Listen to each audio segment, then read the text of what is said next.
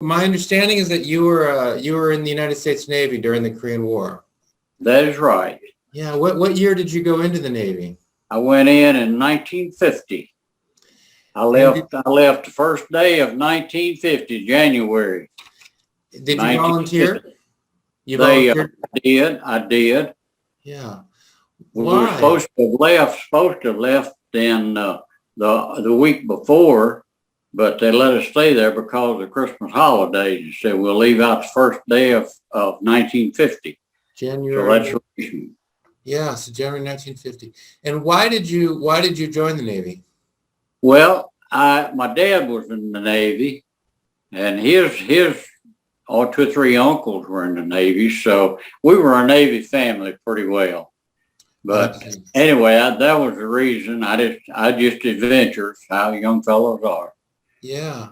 And how long did you serve in the Navy altogether? I was in there almost 4 years. I went in for a 3 year stint, and because of the Korean War, they extended it 1 year. Then the Korean War ended a little earlier than anticipated. So I only spent about 3 years and 8 months, a little over 8 months. Okay. And what was your job in the Navy? I had numerous jobs, but I ended up being an electrician. An electrician. And now, of course, the Korean War begins in, if I remember right, June 1950. June 1950, Yeah. 15th day. Had you ever thought much about Korea before June 1950? No, I had not. I would have probably not known who you were talking about if you'd asked me if I knew where Korea was even. Yeah. So, But we went in and went through boot camp. And when we got out, they sent us on leave. And we came back, and I went to San Francisco and went aboard a ship, a very rare ship. And there's only one of them in the Navy at the time. Well, there's two of them, but we only one of them made it to Korea. what ship was it? It was an AF-29. It was a refrigerated cargo ship. Really? You don't see very many refrigerated cargo ships. Yeah. In that most all of the cargo ships just carry bulk stuff, and you don't need refrigeration, but we had more refrigeration because we fed, well, we'll get into this later, we fed the fleet while So, they were fighting, while we were fighting. yeah. So that makes it a little different. So, I mean, so you're on this very important ship that's carrying food that, the troops are going to need. That is exactly right. We were replenishing at sea. If you've ever seen it or heard of it, I'm sure, replenishing ships at sea. Mm-hmm. Well, that's what we were doing. And there actually, like I say, was two of them, but one of them never could get out of Hawaii and make it to Korea to relieve us. So we was over there the whole time. I mean, completely the whole time. Okay. Well, Because we had nobody to relieve us. wow. Well, we'll talk about that. It sounds like you went into the Navy, I mean, just at the right time, because by the time the Korean War, I mean, that's not the best way of putting it, but when Right. the Korean War began, by the time the Korean War begins, you've made it through boot camp, you've made it through training, and now you're a fresh sailor. They put us aboard the Graffias, the AF-29, and we remodeled. They were in the process of remodeling everything on it, all electronics and everything, because it was an outdated ship. And they put everything they could put on there, electronically or otherwise, new, and got it ready to go. And then when it got ready to go, we hit the water. And we didn't know at the time we was going to Korea. But the captain said we was going to Hawaii. So that's where we all thought we were going. And we got about 2 days out of Hawaii one day. And then the captain come on and said that our orders had been changed. Instead of going to Hawaii, we're going into Korea. Pow. There we go. Wow. So that's the first I ever really heard of. I've heard of Korea, but that's the first I'd ever thought about going there. Yeah, wow. And this is in June 1950. June, well, the war started June the 15th. We sat there for 3 days bombarding. They were shooting into the beaches over there and blowing up and everything they could. And we were sitting over there waiting for them to come out. So anyway, that's the day it started, the 15th. Yeah. The starting day. And when did you, if you don't have the specific date, but roughly when did your ship, and what was the name of your ship real quick? Graffias, Graffias, Graffias. When AF-29. AF-29. When did your ship roughly arrive off the coast of Korea? Oh, I don't remember exactly. Yeah. We left California in May, somewhere in May, and I don't know what date, but we were heading on into Hawaii, like saying into the diverter zone into Korea. We went in actually to Sasebo, Japan. Right. That was really our basic home port over there. And we operate out of Sasebo, Japan, because we'd come into port and we'd fill up with meat. I have everything in the world. We had apples, fruits, milk, and everything you could have, but you got to have it refrigerated. Right. So we'd come into Sasebo, Japan, and then we'd stock up and we'd go out to sea. And this is the ironic part of it, of how we're doing it, what we were doing. And we got quite a few commendations for it. But we would pull up beside of a ship, an aircraft carrier even. We had 2 aircraft carriers over there. Right. And we would pull up beside of them, shoot a line over to them in the ocean, in the middle of the ocean, going down at 20 or 30 knots. Yeah. And while they were firing off one side, blasting the island, tearing Korea up over there on the other side, we was on the other side, passing food over to them from our cargo holds over to their ship. So you're saying you've got 2 operations going on the one side of the ship. Right. Got guns sending.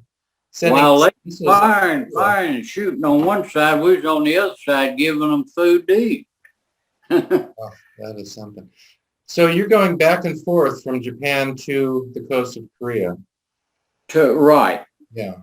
Go from Sasebo. When we got through, we'd stay out there until we was getting close to getting empty. We had 4 cargo holds on there, and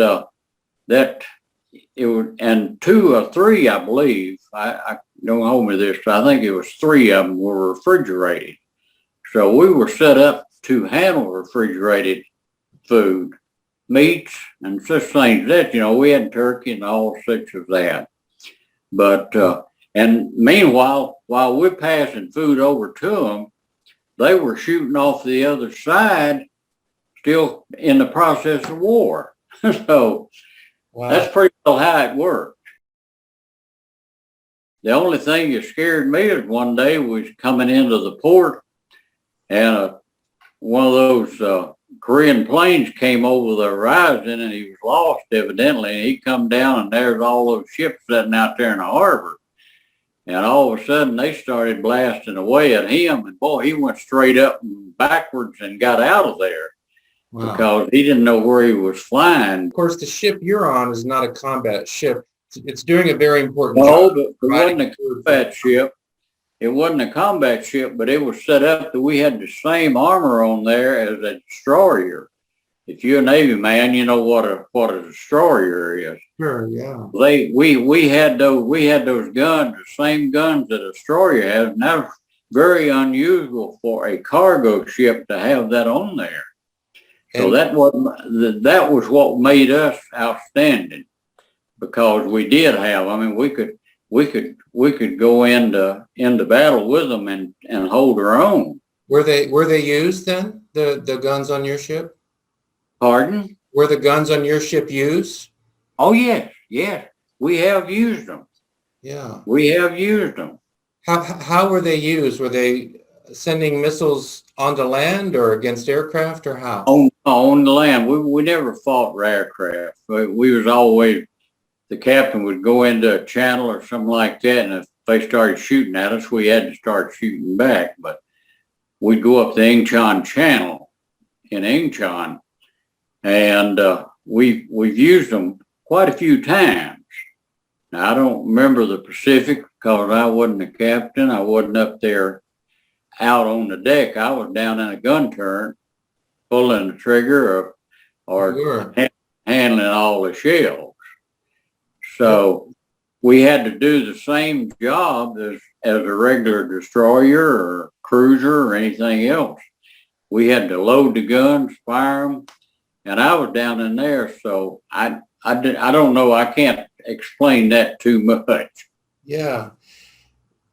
Did you ever, you're spending what then, about 3 years in that theater of operations, Japan, Korea, going back and forth? About two, almost a little over 2 years, 2 and maybe 4 months. Wow. So, did you ever set foot on Korean soil? yes, I did. We would go into the harbor in Incheon, Wonsan. A couple of them we went in, and we went over on the Liberty boat. We'd go over on the beach, but I mean, you wouldn't mind. They didn't have anything fit to go into over there because it was blown apart. That's what I was going to ask you. What are your memories of Incheon? Well, I liked Incheon, but I mean, it wasn't anything left of it. So we would go in there and just look around, but that's what it was. But you know, it's funny. I watched the Olympics. What, last year or year before last? They had them in Korea, and we blew those hills all to pieces. They would get in there and shoot at them, and they'd blow them all to pieces. So they looked a little different when they had an Olympics in there. They had white snow and pretty trees growing everywhere, but that was quite a few years later. So I don't remember actually, because we spent all of our Liberty times in Sasebo, Japan. Okay. Now that was a major port for us. Based on what you saw in Korea, you know, when you're actually, you know, on land, and we realize now that, you know, South Korea, which is a pretty small country, is I think the 11th strongest economy in the world. It's a prosperous, well-organized democracy now. Now it is. Now it is. Back in 1950, would you have imagined that the place you saw in 1950 would be an economic powerhouse? No. You know, they sent us a book. There it is, if you can see it. That's right. I have a copy myself. That's right. Do you have a copy? Okay. The president of South Korea sent us a bunch of them over here and wanted to distribute between the guys that they thought would give them out. And they sent me a box of them, and I've given out about 50. Wow. But I meet a fellow on the street that had a Navy hat on, you know, and he looked about my age, and I asked him if he was in Korea. And if he said yes, I said, would you like a book? I've got some, and I'd love to give it to you. So I gave them all out but 2. I've got 2 of them for myself. How do you? But I know what you're talking about on that. It's one of the most modern countries in the world today. They have got skyscrapers over there that's enormous. Yeah, and based on what you saw in 1950, you would never have thought. You had the biggest thing over there was a two-floor shack.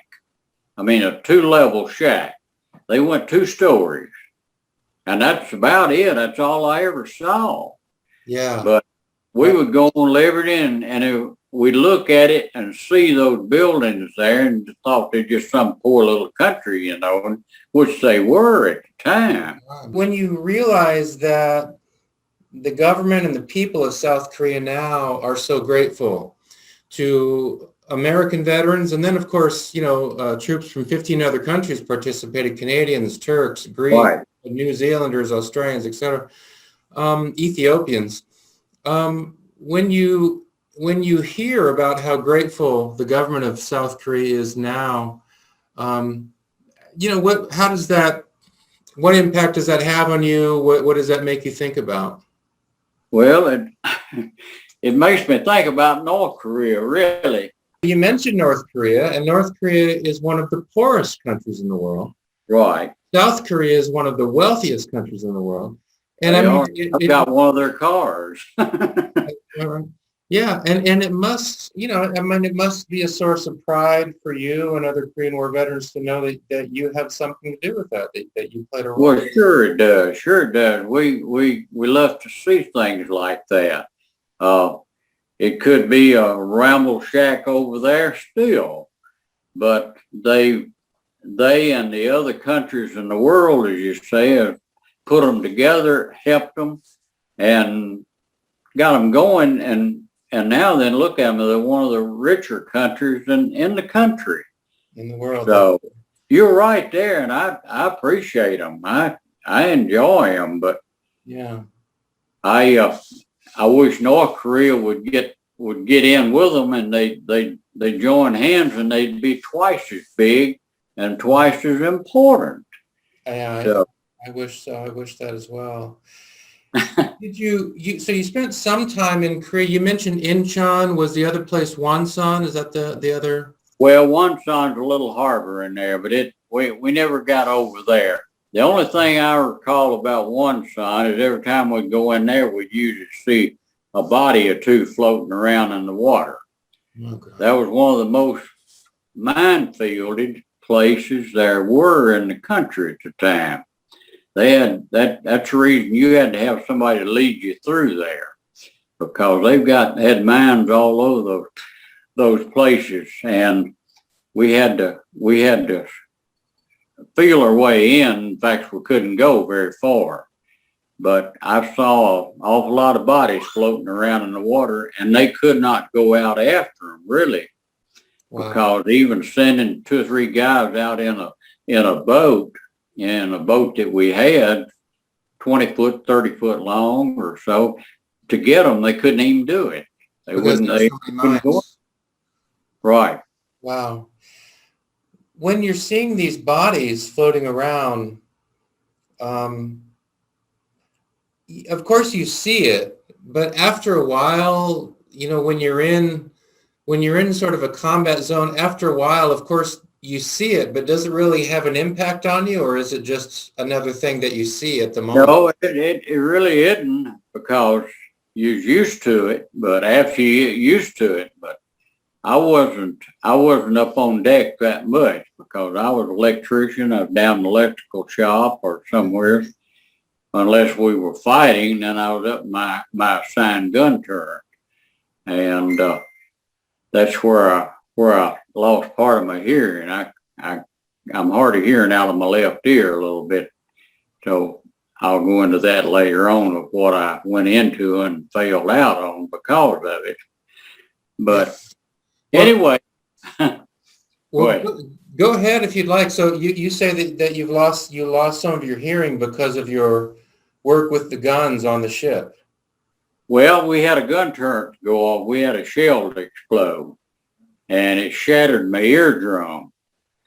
So, and you stand there and hear those guns going off 2 or 3 hours at a time, as much noise as they make, and it kind of affects you too. So, did spend a little time in Korea itself. Did you have any interaction with Korean people, with Korean civilians or Korean sailors? No. No, we didn't. We didn't. I did in Sasebo, Japan, but Right. basically the same litter of people. Yeah. But anyway, it's just different names. So, Okay, so in Korea, not much or no interaction with civilians. I did want to ask you about Sasebo because, of course, when you're in Japan, we're not even 10 years away from the end of the Second World War. right. And so what were interactions like with Japanese at that time, so close to? Oh, they were glad to tolerate us. They whatever you want to call it, but because we was keeping them up really. Of course, You mean the United States they're getting a lot of money out of the United States, as you know, and so they were tickled to death to see us over there. They welcomed with open arms. But I spent almost a little over 2 years in Sasebo, in and out. Yeah, So, as a between matter of fact, I might say this: I like to lost my life over there one night in the harbor. But that was when I was young. I didn't drink. I started drinking a little bit over there, and drinking that old rot gut sake. And one night we was coming back, and we had 30 buoys in that harbor, and they always put us on the last buoy out until we got ready to come in and replenish up.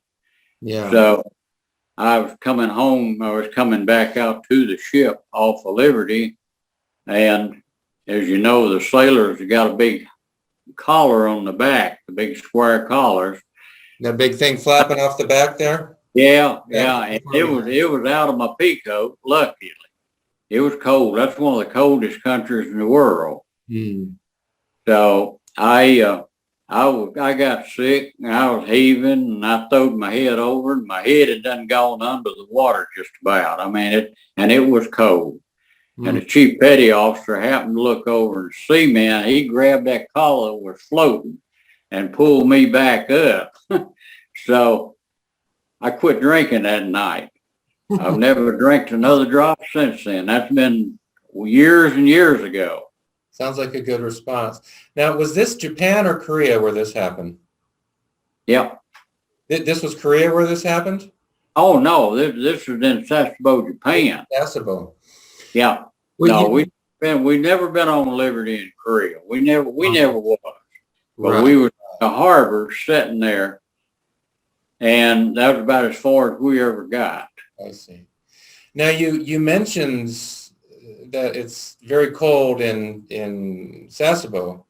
And of course, when you talk to Korean War veterans, they'll also talk about the extreme cold of Korea, especially in the north. What memories do you have of the weather in that Korean theater there? Well, I don't remember that much because I was down where it was warm. But I know it was cold. It was cold, but I know we did this, and this right here, I've got a commendation here on the table, but it's from the Secretary of the Navy for the President of the United States. But we went up to Incheon Harbor, the 1st Marine Division was trapped in up there in that snow, and it was the day before Christmas. That's what gets it. It was Christmas 1950, and we went up that harbor, and it just channel is very narrow. It's quarter-mile wide, so until it comes into nothing. So we went up that Incheon Harbor into that channel and went up because they were locked in. That's what I'm getting at. They were tied down. They were pinned in, couldn't get any supplies. They were out of ammunition. They were out of food. And we went up that harbor and got up there and taken them over turkeys, hams, fruits, everything in the world, gave them ammunition that they needed. And we supplied them up so they could fight. And then they got going and got out of there. So I remember that very well because we and it was cold up there, and it was snow. It was snow. I don't know how deep, but anyway, that was one of my greatest memories that I had of Korea. It's when we went up out of harbor and helped out the First Marine Division, and I've got another story there on it that I got paid back for my goodwill when I went to New London, Connecticut. So that's into another story. Go ahead and tell it. Well, I put in for submarine duty. After I was over there about almost 2.5 years, two years, 4 months, 5. And I put in for, they wanted 13 guys to volunteer. And I was one of the 13 that volunteered. So we got out of there and got on a little train, and we went to Tokyo, and we flew out of there after about a week, going back to the States to go to submarine school. So we flew out, and we got to Hawaii, they put us off the plane because they had 13 guys that was in critical condition out of Korea, and they need to get on into the United States. So they kicked us off, put them on the plane in our place, and we sat there for 3 weeks in that terrible hot weather. But anyway, we got back to the States and got back in San Francisco. So we gave us a week's leave because we hadn't been on leave in 2.5 years. So they gave us leave, and I went home to here, Nashville, and bought me a car, and we took my time out. Then I started driving on up to New London, Connecticut. So I got up there in New London, and I started to go in, and they met me at the base to go into school. And he stopped me and said, "Your sticker? You got your sticker?" I said, "No, I just got here." He said, I've been over in Korea. I haven't been here, so I don't have one. Just bought my car." So he said, well, then he noticed something. I think I said something to him. I saw his First Marine Division patch on it. And I just casually brought it up. I can remember when you guys were glad to see me coming. He said, "How's that?" I said, "Well," they were pinned down in Korea and they didn't have anything to eat. We gave up our Christmas that Christmas. We had a big Christmas dinner waiting for us, which on a ship, it's nice compared to a lot of places. Yeah. So anyway, I said we went up the Incheon Channel, and Replenishing gave these boys in the First Marine Division at first fruit, cake, ice cream, had everything in the world, had everything for them. And he said, "You know something?" That I was in that bunch, that I was there. And, that old boy and I got talking, and it's the first time I'd ever run across one.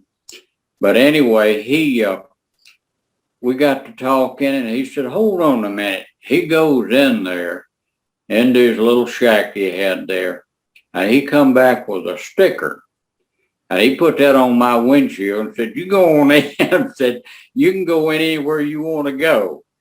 And it went on that way for a week and a half too, because when I got my papers all back, my dad sent me all my papers up there, and I could go into the regular office and, and get my regular sticker to go in. Yeah.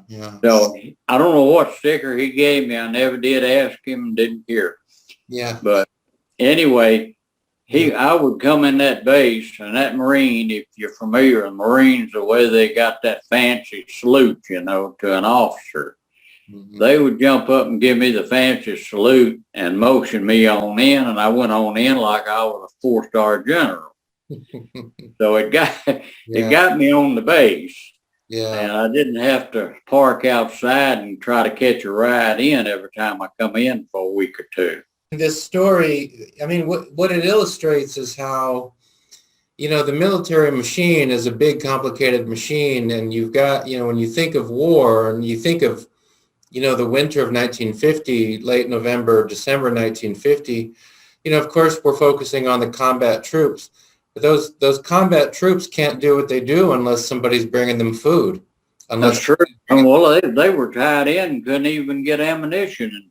Right. If they'd have been overrun there by the Koreans, well, they wouldn't have had any food in the bellies or any ammunition in the guns, really. So they were locked in, tied down. So we had to do it in a hurry. So our captain got the permission for us to go up that channel, and that's what happened. We went up there and gave them whatever they needed, and then finally got turned around that little channel. Yeah. Our ship was a pretty good sized ship. We were a long ship, and we not got turned around at the end of it. So we got out of there and got on back, and then we had our Christmas the next day. But anyway, it was a joyous moment. You mentioned a little while ago that you volunteered for the submarine service. Did that end up not working out? Well, no, I flunked out on it. So in the submarines, if you're familiar with them, they've got radar, sonar, and all that pings. I couldn't hear the pings on the sonar. Yeah. They put me in this tank. I lasted 3 weeks. They put me in this tank, and the door in the bottom sealed it up, and then filled that tank with water. And then I had to go up, and it was tearing my ear all to pieces. Then it was hurting my ear so bad, but I couldn't hear the pings, and you've got to be able to do that. Plus, you've got to be able to do every job on a submarine, including captain, if it come down to it, really. They taught us that way. Yeah. But anyway, I didn't last long. And that was because of the injury from the explosion on the ship. And it would hurt my ear. It would hurt my ear awfully. Yeah. So I never did I got out on a submarine. We never did go down. We went out on training a couple of times, and that was the extent of it. It only lasted about maybe 5 weeks. Yeah. This is a picture of all of the guys that were on my ship when we came out of boot camp. We went aboard the Graffias and getting it ready to go to Hawaii supposedly, and end up in Korea. But I'm in that picture somewhere, what I was getting at. I've been looking for 40 years trying to find me. And I can't. Yeah. If you find me, holler here.